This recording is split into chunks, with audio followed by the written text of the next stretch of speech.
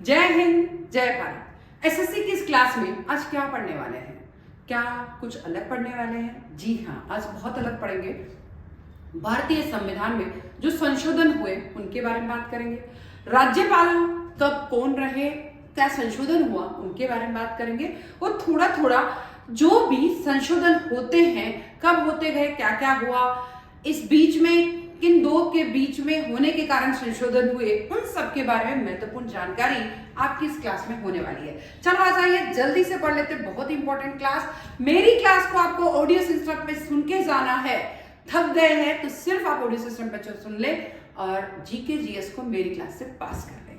बात करते हैं कुछ क्वेश्चन जो वेरी इंपॉर्टेंट है। राजस्थान में नवीनतम पदाधिकारी कौन हुए उसके बारे में बात करते हैं। राज्यपाल रहे, कौन रहे थे राज्यपाल? यस, राज्यपाल रहे हरिभाऊ किशन राव बांगड़े 45वें। इन्होंने 31 जुलाई 2024 को राजस्थान के राज्यपाल की क्या ली थी? शपथ। कब ली थी? 31 जुलाई 2024 को राजस्थान के राज्यपाल पद की शपथ ली। उच्च न्यायालय के मुख्य न्यायाधीश कौन रहे?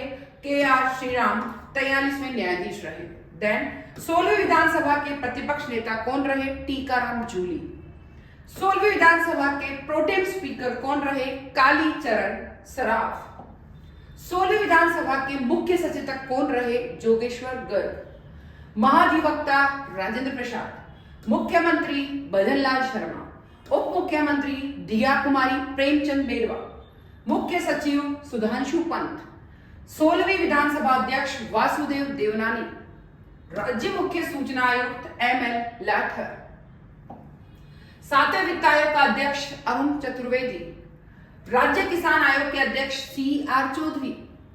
राजस्थान क्रिकेट एसोसिएशन के अध्यक्ष Dhananjay Singh. RERA real estate regulatory authority के चेयरमैन वीनू गुप्ता। पेरा स्पोर्ट्स एसोसिएशन के अध्यक्ष राजबाला सैनी। देन मुख्य चुनाव आयुक्त मधुकर गुप्ता। मुख्य निर्वाचन अधिकारी नवीन महाजन। लोकायुक्त प्रताप कृष्ण लोहरा। राजस्थान कर्मचारी चयन बोर्ड अध्यक्ष आलोक राज। राज्य मानवाधिकार आयोग के अध्यक्ष गंगाराम मूलचंदानी। राजस्थान ओलंपिक संघ तेजस्वी गहलोत। राजस्थान कुश्ती संघ के राजीव दत्ता। राजस्थान तैराकी संघ के कौन? Anil Vyas. World para throw ball federation Nirmala Rawat. Para throw ball association of Rajasthan Krishna Kumawat. भारतीय पेरा ओलंपिक संघ अध्यक्ष देवेंद्र झाझड़िया। राज्य खेल परिषद अध्यक्ष नीरज के पवन। गुलाबचंद कटारिया राज्यपाल रहे पंजाब के। ओम प्रकाश माथुर राज्यपाल सिक्किम के। जोधपुर के कुलगुरु का अतिरिक्त कार्यभार मिला उनको। मनोज दीक्षित कुलगुरु MGSU. Professor S K. Singh RTU Kota के कुलगुरु। प्रोफेसर मनोज दीक्षित राजस्थान पशु चिकित्सा और पशु विज्ञान विश्वविद्यालय बीकानेर के कुलगुरु। प्रोफेसर अनिल शुक्ला एमडीएसयू महर्षि दयानंद सरस्वती यूनिवर्सिटी के अजमेर के कुलगुरु। अन्य महत्वपूर्ण तथ्य, राजेश मीणा सवाई माधोपुर निवासी राजेश मीणा महाराष्ट्र सरकार में मुख्य सचिव बने हो। राजस्थान राजस्व मंडल अध्यक्ष हेमंत कुमार गेरा। दिशा समिति अध्यक्ष मुख्यमंत्री भजनलाल शर्मा। राजस्थान सिविल सेवा अपीलियर अधिकरण अध्यक्ष श्री विकास सीताराम जी भाले। श्री यादे माटी कला बोर्ड अध्यक्ष प्रहलाद टांक। राज्य अनुसूचित जाति वित्त निगम के अध्यक्ष राजेंद्र नायक। विश्वकर्मा कौशल विकास बोर्ड अध्यक्ष रामगोपाल सुथार। जिला व संभाग की रिव्यू समिति के अध्यक्ष श्री मदन दिलावर। राज्य जीव जंतु कल्याण बोर्ड अध्यक्ष जसवंत विश्नोई। देवनारायण बोर्ड अध्यक्ष ओम प्रकाश बढ़ाना। सैनिक कल्याण सलाहकार समिति अध्यक्ष प्रेम सिंह बाजोर। अब आते हैं 3 बिल जो कि लोकसभा में पेश किए गए। 3 अहम विधेयक है 2025 के। कौन कौन से हैं? एक तो संविधान 130वां संशोधन के लिए, केंद्र शासित प्रदेश सरकार संशोधन, और देन है जम्मू कश्मीर पुनर्गठन संशोधन। इन सब के बारे में इंपॉर्टेंट बातें कौन सी है? भारतीय संविधान 130वां संशोधन विधेयक 2025 क्या कहता है कि उद्देश्य प्रधानमंत्री, मुख्यमंत्री और अन्य मंत्री केंद्रीय राज्य जो गंभीर अपराध के आरोप में लगातार 30 दिन की जेल में रहते हैं की स्थिति में पद से हटाए जा सकते हैं। प्रावधान क्या है? 5 वर्ष या उससे अधिक की सजा वाले अपराध में अगर वो गिरफ्तार हो जाते हैं तो उन्हें पद से हटाया जा सकता है। ठीक है। फिर 30 दिन की निरंतर हिरासत होने पर 31वें दिन राष्ट्रपति केंद्रीय स्तर या राज्य में गवर्नर मुख्यमंत्री की सलाह पर स्वतः ही पद से हटाए जाने हेतु है नियुक्ति संभव है यदि बाद में रिहा हो जाए। मतलब अगर जो है उनके विरुद्ध कुछ कार्यवाही हुई है, 5 साल की उनको सजा मिली है, तो वो स्वतः ही अगर जेल में चले गए तो स्वतः ही उनका पद हट जाएगा। पर जेल से वापस निकल गए हैं तो वापस हो जाएंगे, ये बाद में रिहा हो गए तो नियुक्ति संभव है। यह संशोधन अनुच्छेद 75, 164 और 239 AA दिल्ली के लिए प्रस्तावित है। दिल्ली में प्रक्रिया की लोकसभा में प्रस्तुत कर इसे संयुक्त संसदीय समिति जेपीसी को भेजा गया समीक्षा के लिए। फिर आती राजनीतिक प्रक्रिया क्या हुई? सरकार इसे संवैधानिक नैतिकता और जवाबदेही सुनिश्चित करने वाला कदम कहती है। विपक्षी दल इसे ड्रैकोनियन, अधिनायकवादी और न्याय के सिद्धांत के विरुद्ध बताता है। इसका विरोध कर रहे थे। बाद में केंद्र शासित प्रदेश संशोधन विधेयक 2025। ये विधेयक केंद्र शासित प्रदेश जैसे दिल्ली, पांडुचेरी में सरकार चलाने वाले मुख्यमंत्री के लिए उपरोक्त समान प्रावधान लागू करता है।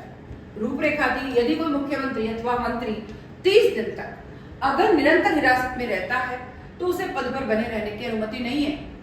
रिहाई के पश्चात पुनः नियुक्ति का विकल्प है। लैंगिक महत्व, ये संशोधन केंद्र शासित प्रदेशों में शुचिता और नैतिकता बनाए रखने के लिए भी लागू किया जा रहा है। देन जम्मू कश्मीर पुनर्गठन संशोधन विधेयक 2025 प्रस्ताव, ये जम्मू कश्मीर पुनर्गठन रिहाई के बाद पुनः अधिनियम 2019 के अंतर्गत आता है। यदि कोई मुख्यमंत्री या मंत्री गंभीर अपराध के विरोध में 30 दिन तक हिरासत में रह गया तो उसे पद से हटाया जा सकता है। मुख्यमंत्री को 31वें दिन तक इस्तीफा देना होगा तो पद स्वतः समाप्त माना जाएगा। नहीं तो पद, अगर वह खुद देता है इस्तीफा तो ठीक है, नहीं तो पद स्वतः समाप्त हो जाएगा। मंत्री को मुख्यमंत्री की सलाह पर उपराज्यपाल द्वारा भी हटाया जाएगा और सलाह नहीं देने पर स्वतः समाप्त हो जाएगा। रिहाई के बाद पुनः नियुक्ति संभव है। फिर आता है भारतीय संविधान के मुख्य संशोधन क्या क्या रहे, उसके बारे में बात करते हैं। चलो, 92वां संशोधन 2003 में हुआ। बोडो, डोगरी, मैथिली और संथाली भाषाओं को इनमें जोड़ा गया। 95वां संशोधन 2009 में हुआ। लोकसभा तथा राज्य विधानसभाओं में अनुसूचित जाति तथा जनजाति व आंग्ल भारतीयों के लिए आरक्षण 26 जनवरी 2010 से आगामी 10 वर्षों के लिए बढ़ा दिया गया। 2003 में तो बोडो, संथाली, डोंगरी, मैथिली भाषा जोड़ी गई। 95वां संशोधन 2009 में हुआ जिसके द्वारा लोकसभा, राज्य विधानसभा में अनुसूचित जाति और जनजाति आंग्ल भारतीयों के लिए आरक्षण 26 जनवरी 2010 से आगामी 10 वर्ष के लिए बढ़ा दिया गया। पहला संशोधन 1951 में हुआ। राज्यों के भूमि सुधार कानून को 90वीं अनुसूची में रखकर न्यायालय के अधिकार क्षेत्र में बाहर कर दिया गया। 73वां संशोधन 1992 में हुआ। पंचायती राज को संवैधानिक स्थिति प्रदान की गई। 74वां संशोधन फिर 1992 में हुआ। नगरीय स्थानीय शासन को संवैधानिक स्थिति प्रदान की गई। 86वां संशोधन 2002 में हुआ। अनुच्छेद 21A के तहत 6 से 14 वर्ष समूह के बच्चों के लिए मुफ्त और अनिवार्य शिक्षा का अधिकार रखा गया। 91वां संशोधन 2003 में हुआ। केंद्र व राज्य में मंत्रिपरिषद की संख्या का निर्धारण किया गया। 52वां संशोधन 1985 में, इसके द्वारा 10वीं अनुसूची जोड़ी गई और राजनीतिक दल बदल संबंधी कानून प्रावधान किया गया। 61वां संशोधन 1989 में आया। मताधिकार के लिए न्यूनतम आवश्यक आयु 21 वर्ष से 18 वर्ष कर दी गई। फिर आया 65वां संशोधन 1990, SC व ST आयोग गठन की व्यवस्था की गई। 36वां संशोधन 1975 में आया। सिक्किम को पूर्ण राज्य का दर्जा 1975 में दिया गया। 42वां संशोधन 1976 को आया। प्रस्तावना में पंथ निरपेक्ष, समाजवादी और अखंडता शब्द जोड़े गए। इसे लघु संविधान भी कहा जाता है। 1976 के संविधान को मिनी कॉन्स्टिट्यूशन कहा जाता है। 42वां संशोधन 76, राष्ट्रपति मंत्रिमंडल की सलाह मानने के लिए बाध्य है। 14वां संशोधन 1962 में आया। फ्रांसीसी आधिपत्य वाले पांडिचेरी को भारत का अंग बना दिया गया। 26वां संशोधन 1971 को आया। राजाओं को प्रीवी पर तथा विशेष अधिकार बिल्कुल समाप्त कर दिए गए इंदिरा गांधी के समय। 27वां संशोधन 1971 को आया। पूर्वोत्तर राज्य का पुनर्गठन किया गया। 31वां संशोधन 1974 को आया। लोकसभा सीट की वृद्धि 525 से बढ़ाकर 545 कर दी गई। 7वां संशोधन कब आया? 1956 को। इस संशोधन द्वारा राज्य को अ, ब, स और ड वर्ग में विभाजन समाप्त कर उन्हें 14 राज्य 6 केंद्र शासित प्रदेश में विभाजित कर दिया गया। 10वां संशोधन 1961 को आया। दादरा और नागर हवेली को भारतीय संघ में शामिल कर उन्हें संघीय क्षेत्र की स्थिति प्रदान की गई। 12वां संशोधन 1962 को आया। पुर्तगाली आधिपत्य वाले गोवा, दमन तथा दीव को भारत में केंद्र शासित प्रदेश के रूप में शामिल कर लिया गया। 102वां संशोधन 2018 में आया। राष्ट्रीय पिछड़ा वर्ग आयोग एनसीबीसी को संवैधानिक दर्जा प्रदान किया गया। 103वां संशोधन 2019 को आया। इसमें आर्थिक रूप से पिछड़े आरक्षित वर्ग जो भी स्वर्ण वर्ग थे उनको शैक्षिक संस्थान और नौकरियों में 10% आरक्षण दिया गया। 104वां संशोधन 2019 में आया। लोकसभा और राज्य विधानसभा में एंग्लो इंडियन के सीटों के आरक्षण को समाप्त कर दिया गया और एससी और एसटी के लिए आरक्षण को 10 वर्ष तक बढ़ा दिया गया। 2019 105वां संशोधन 2021 में आया। इस संशोधन में सामाजिक और शैक्षिक रूप से पिछड़े वर्ग को मान्यता देने के लिए राज्य सरकार की शक्ति को और बहाल किया गया। 106वां संशोधन 2023 में आया। इसमें लोकसभा और राज्य विधानसभा, दिल्ली विधानसभा भी शामिल महिलाओं को 33% आरक्षण दिया गया प्रावधान। 44वां संशोधन 1978 को आया जिसमें संपत्ति के मौलिक अधिकार को समाप्त कर दिया गया। एक लिमिट से ज्यादा संपत्ति नहीं रख सकते। अब आते हैं निर्वाचन आयोग से रिलेटेड बातें। लोकसभा और राज्य विधानसभा के लिए निर्वाचन क्षेत्र का परिसीमन 2026 में बाद पहली जनगणना के आधार पर किया गया। संवैधानिक प्रावधान था अनुच्छेद 82 के तहत संसद प्रत्येक जनगणना के बाद एक परिसीमन अधिनियम बनाती है। तो अनुच्छेद 170 के तहत राज्यों को प्रत्येक जनगणना के बाद एक परिसीमन अधिनियम के अनुसार क्षेत्रीय क्षेत्रों में विभाजित किया जाता है।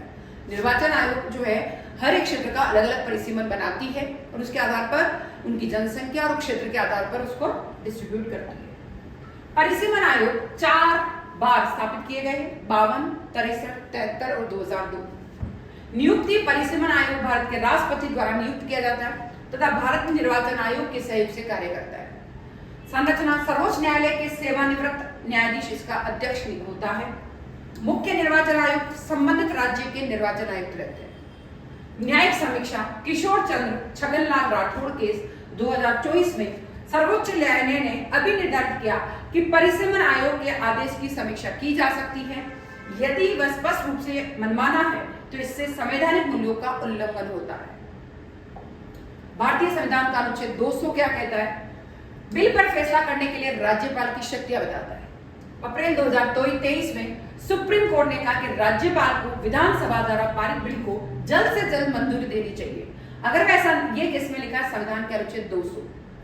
अनुच्छेद 200 राज्यपाल को बिल की मंजूरी देने, मंजूरी न देने या राष्ट्रपति के विचार के लिए उसे सुरक्षित रखने की शक्ति देता है। वह बिल को सदन द्वारा क्या करता है? फिर से विचार के लिए वापस भेज सकता है। यदि वह धन विधेयक नहीं है, यदि सदन द्वारा संशोधन के साथ या बिना संशोधन के फिर से पारित किया जाता है तो राज्यपाल मंजूरी नहीं रोक सकता। सुप्रीम कोर्ट में मामला क्या था? तेलंगाना सरकार ने राज्य विधानसभा द्वारा पारित 10 बिल को मंजूरी देने के लिए राज्यपाल को निर्देश देने की मांग करते हुए एक याचिका दायर की। इसमें कहा गया कि अनुच्छेद 200 में बिल को मंजूरी देने या राज्य विधानमंडल सदन के सदस्यों को फिर से विचार के लिए वापस भेजने के लिए जल्द से जल्द का निर्देश है। इसमें यह भी जोर दिया गया जल्द से जल्द शब्द का संवैधानिक महत्व है। परिसीमन आयोग चर्चा में क्यों? क्योंकि लोकसभा और राज्य विधानसभा के लिए निर्वाचन क्षेत्र का परिसीमन वर्ष 2026 के बाद पहली जनगणना के आधार पर किया गया। संवैधानिक प्रस्ताव आया, फिर अपन ने देख लिया कब हुआ इसकी नियुक्ति। भगवान शिव से संबंधित भारत में 12 ज्योतिर्लिंग कौन से हैं उनके बारे में बात करते हैं। सोमनाथ ये 12 ज्योतिर्लिंग में से पहला ज्योतिर्लिंग है। यह मंदिर गुजरात के सौराष्ट्र समुद्र के किनारे स्थित है। मल्लिकार्जुन इसका निर्माण आंध्र प्रदेश में कृष्णा जिले में कृष्णा नदी के तट पर किया गया है। महाकालेश्वर मध्य प्रदेश के उज्जैन में स्थित है। यह एकमात्र दक्षिणामुखी ज्योतिर्लिंग है। ओंकारेश्वर ये मध्य प्रदेश के इंदौर में लगभग 80 किलोमीटर दूर नर्मदा नदी के किनारे एक ऊंची पहाड़ी पर स्थित है। केदारनाथ ये उत्तराखंड के रुद्रप्रयाग जिले में स्थित है। मंदिर के वर्तमान स्वरूप का निर्माण 8वीं-9वीं सदी में आदि शंकराचार्य ने करवाया था। भीमा शंकर ये महाराष्ट्र के पुणे जिले के सह्याद्री पर्वत पर स्थित है। भीमा शंकर को मोटेश्वर महादेव के नाम से भी जाना जाता है। फिर आता है नागेश्वर, ज्योतिर्लिंग गुजरात के द्वारका से 17 किलोमीटर दूर है। वैद्यनाथ झारखंड के देवघर जिले में स्थित है। वैद्यनाथ कृष्णेश्वर ये महाराष्ट्र के औरंगाबाद के पास दौलताबाद क्षेत्र में स्थित है। रामेश्वरम तमिलनाडु के रामनाथपुरम में स्थित है। त्र्यंबकेश्वर महाराष्ट्र के नासिक जिले में है। इसके समीप ही ब्रह्मगिरी पर्वत है। काशी विश्वनाथ ये उत्तर प्रदेश के वाराणसी काशी में स्थित है। इस तरीके से आज की क्लास बहुत इंपॉर्टेंट है, जिसमें हमने सारे संशोधन देखे हैं। कौन कौन से संशोधन पेश होने के लिए गए, पर उनमें कुछ ज्प्रॉब्लम आए, उनके बारे में देखा। तो इन सब चीजों को और वर्तमान में राजस्थान के कौन क्या क्या है, इन सब के बारे में बात करें। तो मैं चाहती हूँ इस क्लास को ज्यादा से ज्यादा शेयर करें, ज्यादा से ज्यादा पढ़ें और एग्जाम में जाने से पहले इसको 3 बार सुन के चले जाएं, तो आपको जीके जीएस अच्छे से क्लियर हो जाएगा। फिर बात करते हैं और आपको क्या पढ़ना है, वो जरूर लिख के भेजें। All the best. मैं फिर आऊंगी, जल्दी आऊंगी। जय हिंद, जय भारत।